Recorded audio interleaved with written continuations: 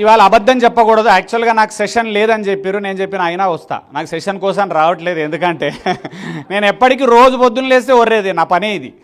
Mic పట్టుడు ఒర్రుడు వచ్చుడు ఇదే నా పని. యాక్చువల్గా ఇవాళన్నా ప్రశాంతంగా ఉందాం అనుకున్నా. నా పక్కన వచ్చిన వాళ్ళు అట్లా కాదు, ఎట్లన్నా సారథి సెషన్ పెడదామని వీళ్ళు వద్దు భయ్ అంటే వీళ్ళు వింటలేరు అప్పటి నుంచి.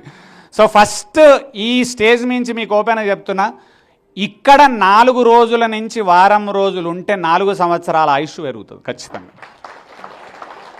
అయితే మీరందరు చాలా అదృష్టవంతులు. 10 ఏళ్ళు 20 ఏళ్ళు 15 ఏళ్ళ నుంచి ఈ ఆశ్రమాలకు రావడం ఎంత ఆనందదాయకమైన విషయం. కానీ ఒక చిన్న తప్పు మనందరం చేస్తున్నాం. ఏంటంటే మనం వస్తున్నాం కానీ పిల్లలను పట్టుకురావట్లేదు. ఎందుకు తెలుసా? వాళ్ళని లాక్కరావాలి ఇక్కడికి. లాక్కొచ్చి దీనికి అడిక్ట్ చేయాలి.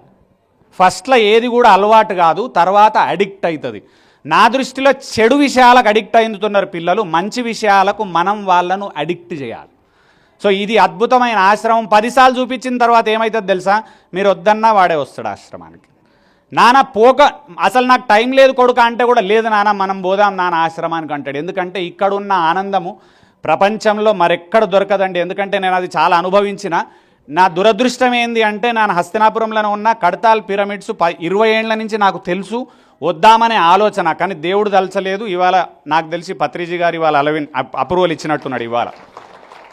వద్దామని ఎప్పటి నుంచి తెలుసా? 50,000 మంది 1,00,000 మందికి ఒక ప్లేస్లో ధ్యానం చేసే కేంద్రం తయారు చేసిండు పత్రిజీ గారు అని అన్న రోజు నుంచి చూడాలి చూడాలి చూడాలి చూడాలి.